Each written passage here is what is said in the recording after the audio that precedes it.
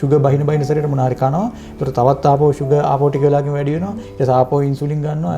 කාලයක් යද්දී HbA1c වැඩි වෙනවා. ඊට පස්සේ ආපහු වෛද්‍යවරයා කරන්නේ මාස 6න් 6ට හරි 3න් 3ට හරි insulin dose එක පොඩ unit එකක් දෙකක් වැඩි කරනවා. අන්තිමට ඔය slippery slope එකේ යනවා. ඒ කියන්නේ එන්න යාගේ control එක අඩු වෙනවා. එන්න මහත වැඩි වෙනවාම තවත් insulin resistance වැඩි. ඒ වගේ vicious විචම චක්‍රයක මේ insulin ගන්න රෝගීන් බහුතරයක් ඉන්නවා. ඉතින්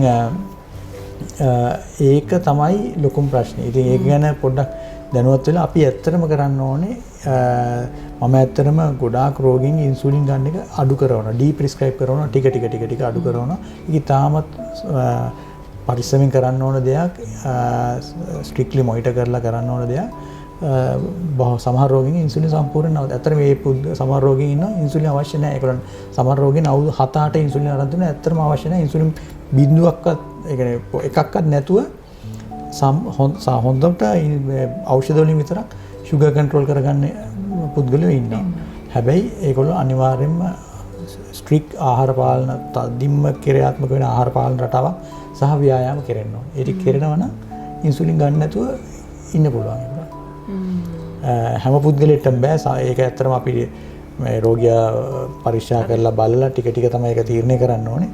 ඒ වුණාට ඒක කරන්න පුළුවන්. ඒ වගේ හුඟක් හොඳ ප්‍රතිඵල ගත්ත කට්ටිය ඉන්නවා.